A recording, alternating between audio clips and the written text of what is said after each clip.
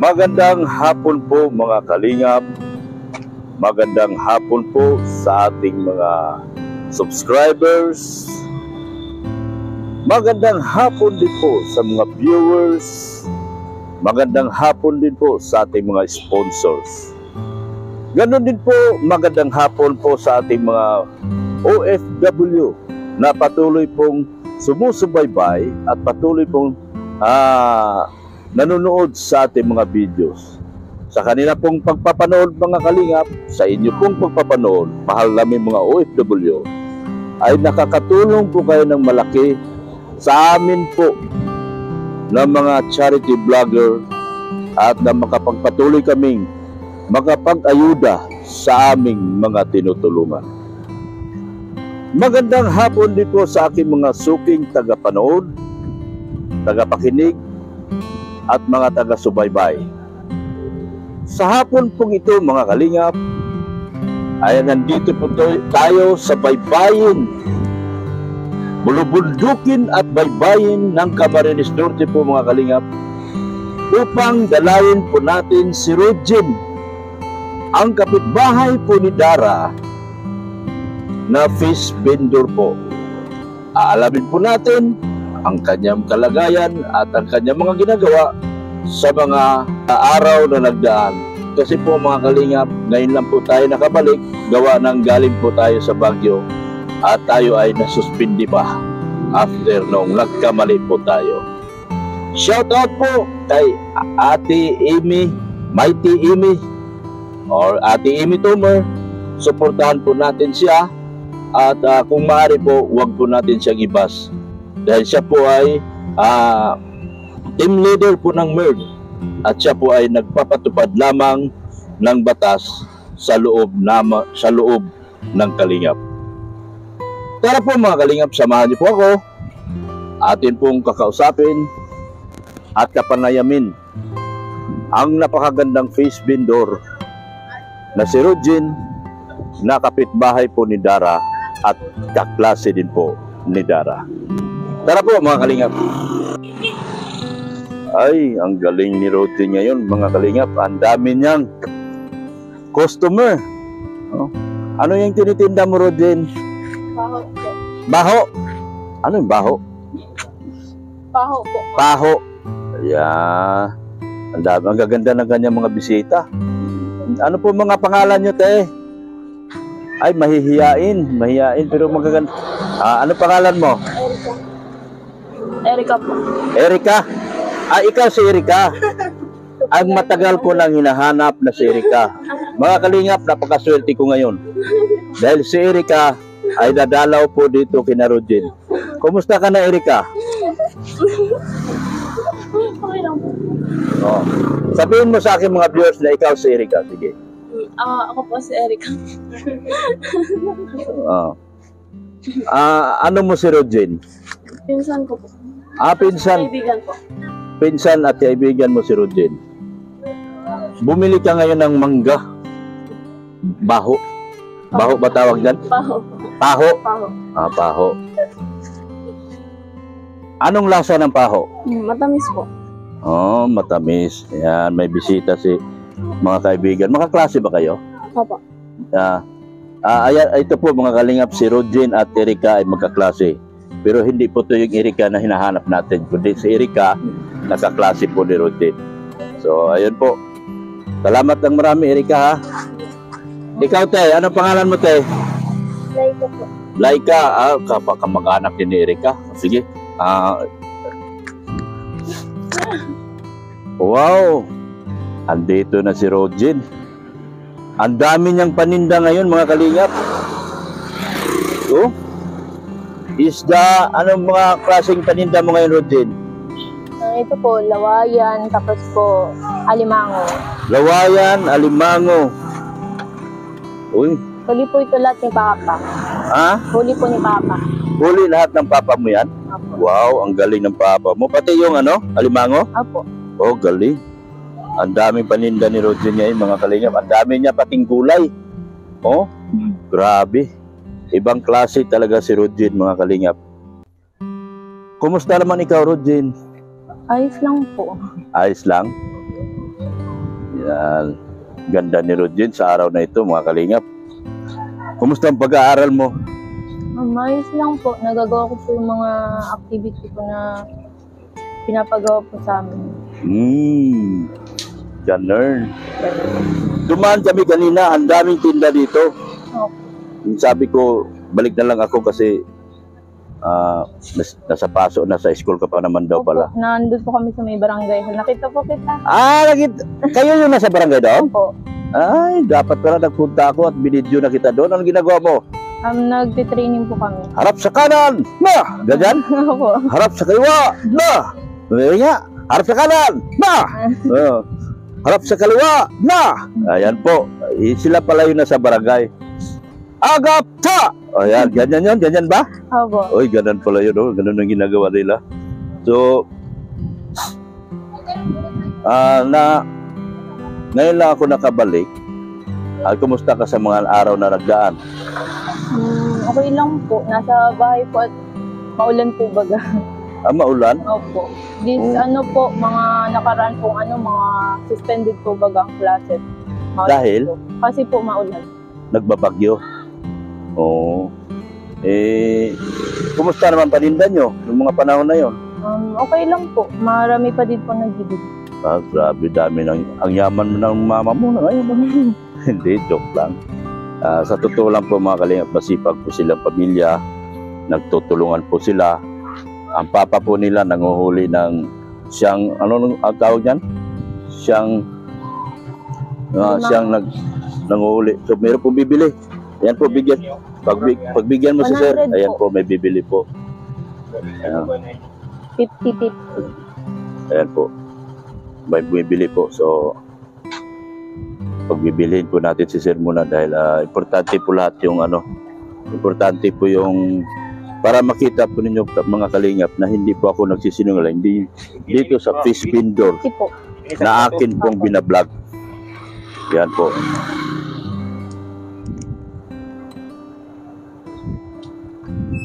Ayun, meron pang isang bibili. Sige po ma'am, tuloy po ma'am. Okay lang po. Okay lang po, masama ka sa vlog. Ay, hindi. Kasi nabili po kayo. Sige po. So, ayan po. May nabili pa po. Mga bakal po manituan. Alam ko lang. Sinta na lang. Hindi man. Tara din man. Ilag mo na lang.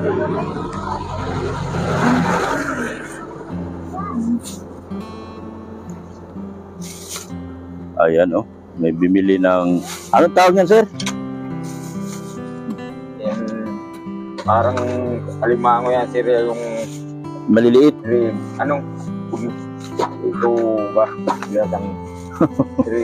Oo. Yung parang may antina yung boss ay... Basta masarap. Oo. Siya yun. Oo. Yan. Oo.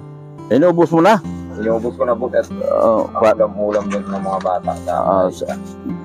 Taga saan ka boss? Taga rito ka lang din? Matugtog boss. Ay, matugtog ka ba? Oo, malapit ako sa may high school. Oo. Sa unahan ni Bill, sa mga kay Villa Portico. Si Erika mga kalingap, ayun po, dumaan, no? Ano? Tulid. Hindi man ma-tira ni Philippines.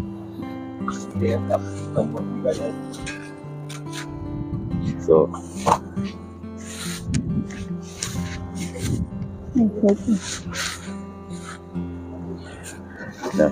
napakasipag po si Rodjen mga kalingap. Nagtitinda po siya. Ayun o. Ayun po. 50 po yan. Nahihila po niya makutog yan ay kay ni pinsan kanini ni kan amang kanini lu papo kan lu na kaya tusing Opo. yung mga tawad ng pintuan niyo.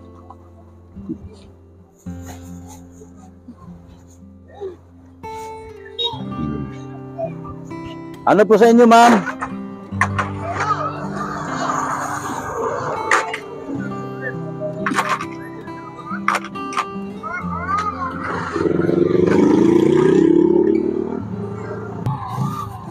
Sayang, naubusan si ma'am. Bibili ka sana, ma'am? Naubusan si ma'am, oh. Yes. Simbor, ano yun? Simboring? Simboring. Opo. Yung bata sa likod, baka liad ka. Di baling mahulog si mama, wag lang ikaw. Yan. Yan. Ay, grabe, naubos na po. Konti na lang. Ay, kumusta na? Naubos na pala paninda mo. Yan, ang lakas na paninda ni, Kumusta naman, yung si mama mo? Okay lang po. Nagagawa po ng, body po. Ano yun? Order po. Order? Para bukas? Opo, may nag-order po ay i-deliver daw po sa Laguna. Laguna? Oh, grabe si mama mo. Ang sipag ng mama mo. Andito pala si mama mo. Oh.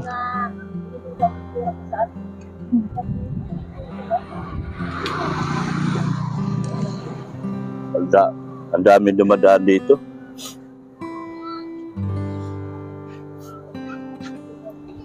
Kamusta naman yung yung panahon ng tagbagyo, hindi kayo nakapasok talaga Hindi po.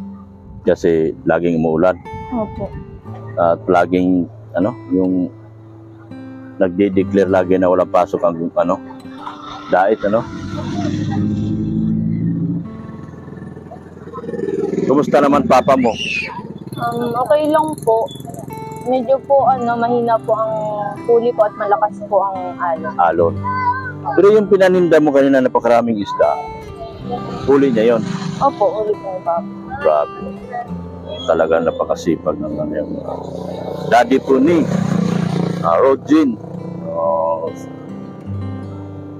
Kumusta naman yung mo? Kumusta naman yung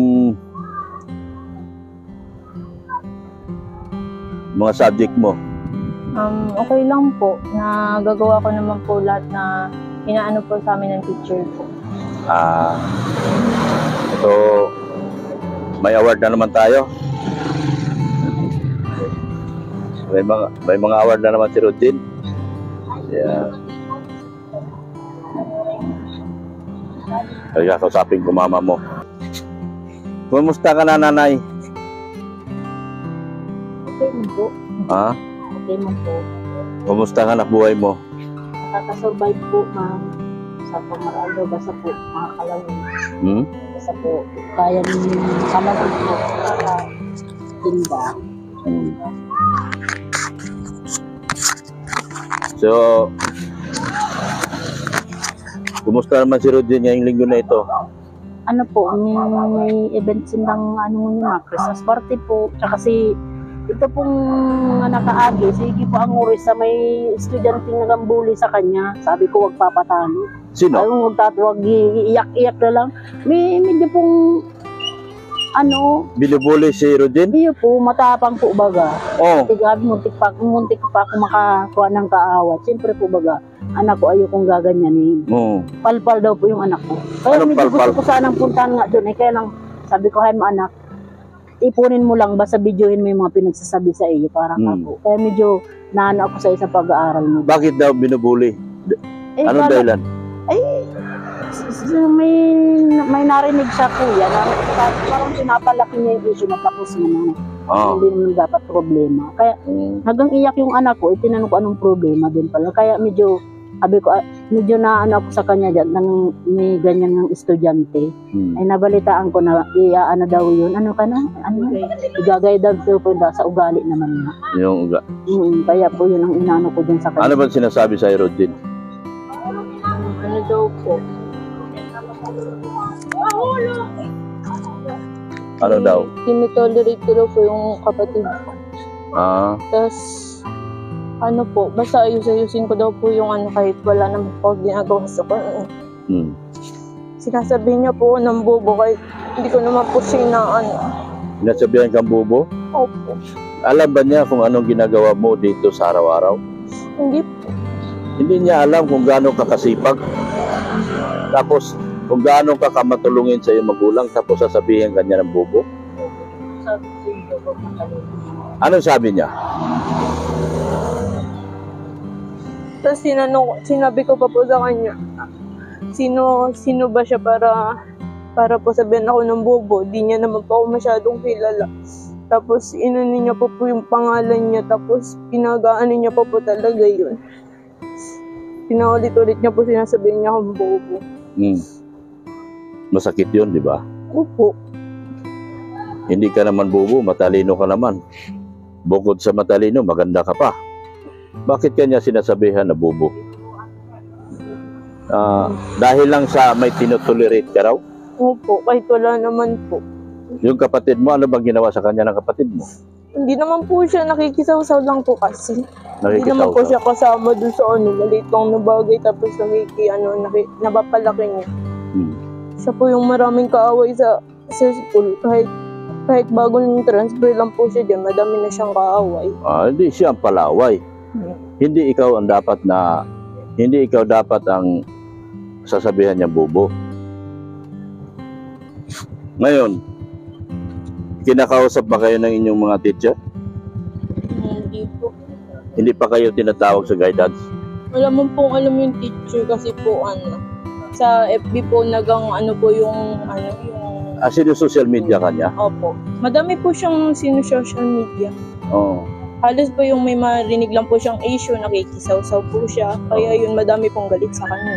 Yung ganun. Pero hinahayaan po lang namin kasi nga po, mas bata nga po sa amin. Oo. Bakit? Ilang taon pa ba siya? Ano lang po yun, grade 9, mga 14 years old po. Kaya di po 14. namin pinapatulan. Oo.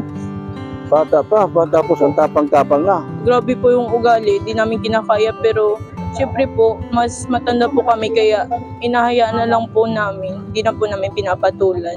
Tama yung ginagawa mo. Instead na patulan mo, iyak mo na lang. Kasi mas malaki ang papuri na nakukuha mo kaysa doon pinapatulan mo, lumalaki ang issue. Wala, di naman nasusolve ang problema. Di ba? Ikaw naman, nanay, anong naramdaman mo nung binubuli si Rodjin? Siyempre po, nasaktan po ako. Hindi ko naman po sinasabing perfecto ang anak ko. Kaya lang, masakit mo sasabihin niyang bobo ang anak ko. Wala pong bobo. Wala bobo. Lahat matalino. May upo. Huwag yung sasabihin ganyan. Masakit po bilang Masakit mama. yun bilang ina. Opo. Oo. Ngayon, ayan, nandito ko ngayon para bibigyan ko kayo uli ng tulong, ayuda, at uli, sinasabi ko, ito ay galing din po sa video na kinita ni Rodjin. Ayan po ate, 1,000.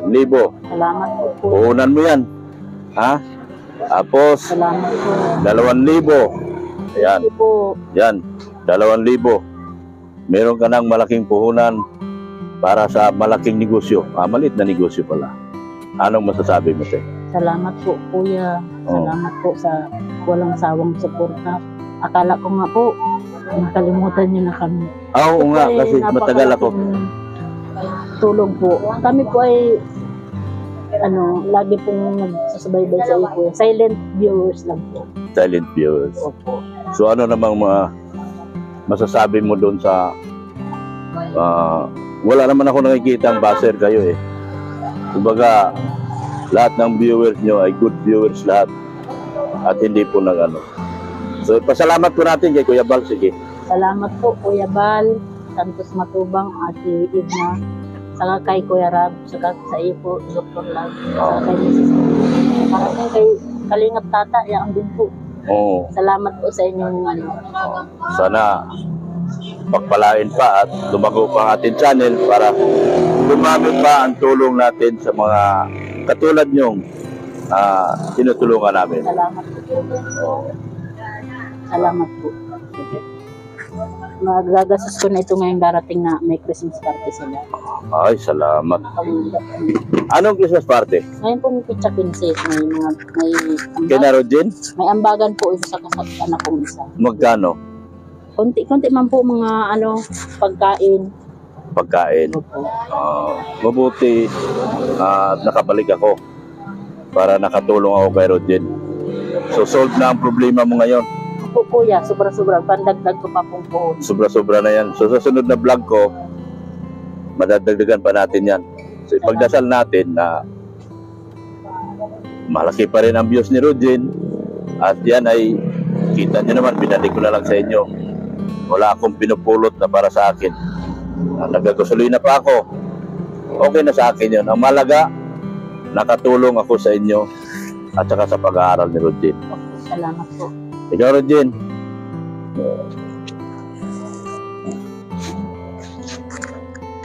Magpasalamat ka ding.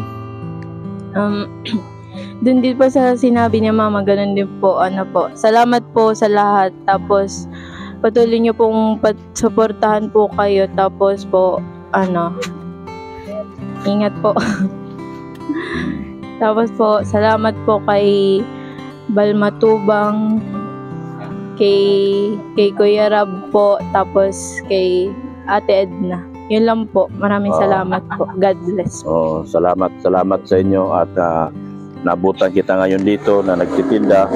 Ayan po mga kalingap, ubos na po. Yan, ubos na po ang tinda ni Rodjen. Gulay na lang. Ito po, bibilhin yata ni Kuya yung gulay ni Rodjen. Bibilhin mo, Kuya?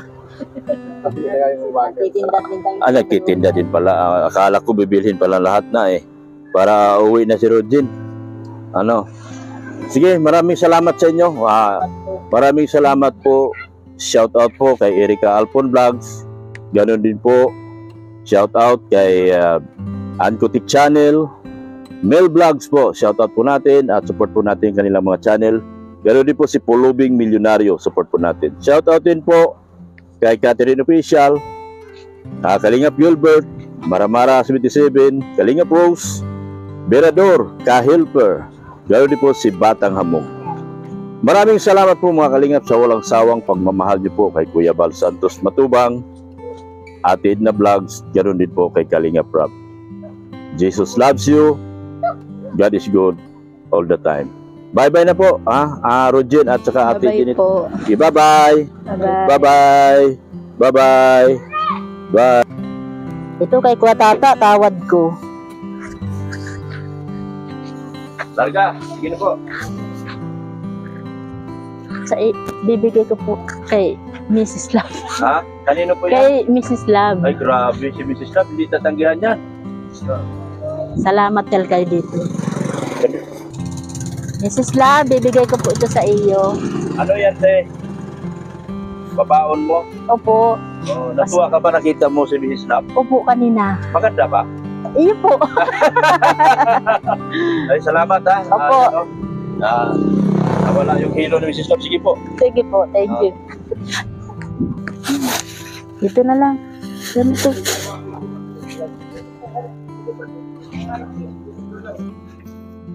Ayan, Mrs. Love, oh. Ayan, Mrs. Love. Binigyan ka niya ng isda. Pasensya na po sa nakayanan. Ang bait. Naalala ko kaya hindi ko na bininta, bibigay ko na sa iyo. Ang bait ni Ma'am. Salamat kami ngayon. Opo.